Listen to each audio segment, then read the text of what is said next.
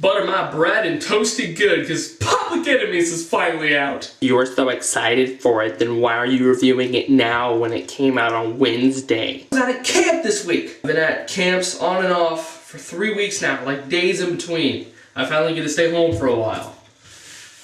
Home. Like my home. Super excited for this movie, because great cast, but not because I'm not excited for it just because the cast is directed by Michael Mann. 8 is my third favorite movie of all time. The love I have for this movie is unexplainable. I could watch this movie non-stop for 7 months and not get old. Just thinking about it, I want to watch it right now. She got a great ass, and you got your head all the way up it. Jesus. So same director, another great cast, a familiar plot, really familiar plot. You know, this movie should be freaking excellent, right? Is it excellent? No. Dang it! Not a bad movie. Thinking about how good it could have been depresses me. Because there are tastes of a much better movie, some really great moments, but they're stuck in an okay movie, and every time there's a really great moment, I'm like, I want more! My biggest complaint, why does this movie look like it was shot on my $125 camera? What is with this over-ambitious visual style? The camera work is so-so. Some of it felt like, you know, the camera guy's like, shoot the movie. You don't need to go, well, I'm going to do something no one's ever done before. It looks like a documentary, and that's not a good thing. There are some action scenes that the visual style and the camera style, you know, makes it really raw, you know, and really cool. It's like, wow, this is like really happening. It makes it really realistic. But those are few, and I think it ruined a lot of the action scenes too. Like, every movement is blurry because of this visual style.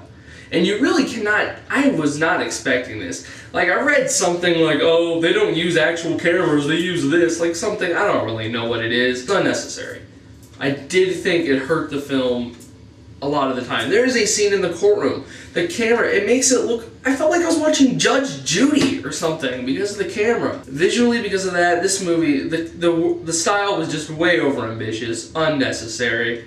I know a lot of people are going to disagree. I just wasn't a big fan of it. At some points, you know, it didn't really matter, but a lot of the times I do think it hurt the film. Really, everything in this movie, like I said, it's not a bad movie, but mainly everything in this movie could use a little work, really.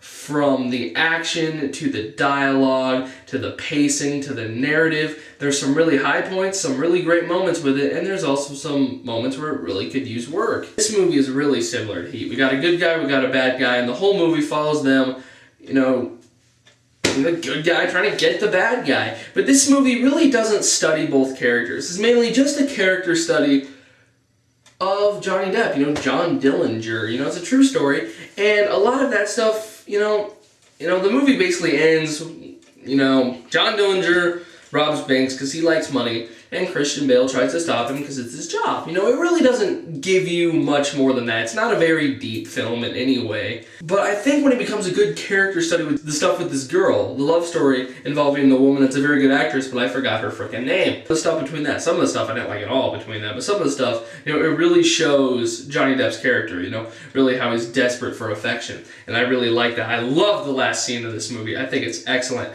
But the end of the movie made me ask, what the crap was the point of Christian Bale's character? And that is not a good thing. So many characters running around in this movie, and the stupid visual style makes them hard to identify. I'm like, okay, Johnny Depp just got shot already? No, that wasn't him. That was Christian, no, that's not Christian Bale either.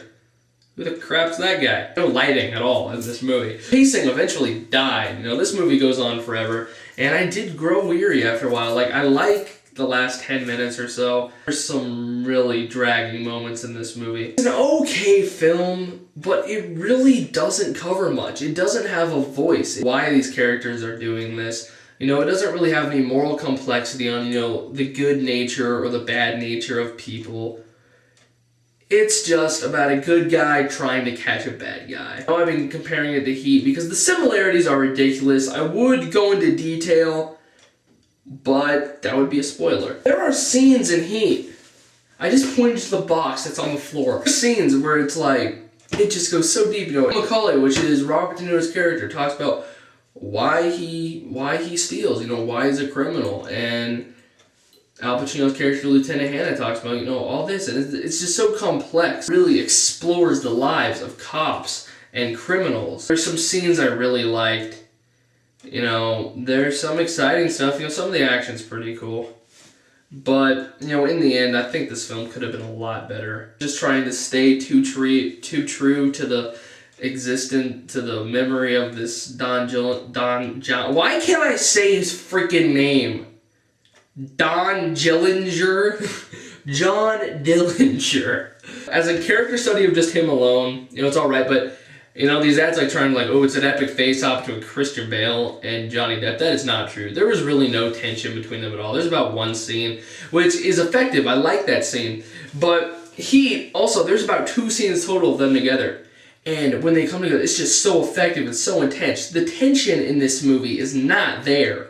It's really not. You know, the film goes on for so long.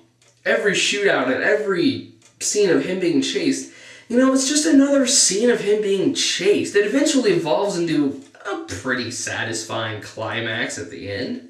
I think anyone that knows their history on the guy is gonna know what happens. But, you know, after a while, it's another shootout, another scene where the cops almost get him, but he gets away again. It's an okay movie. I'm just pretty disappointed because of how good it could have been. And this is not a great movie. It's just pretty good. I don't know, just everything about it's okay. Nothing about it's really all that bad except the ridiculous visuals. But other than that, it's an okay movie. I'm going to give it a 6.5 out of 10.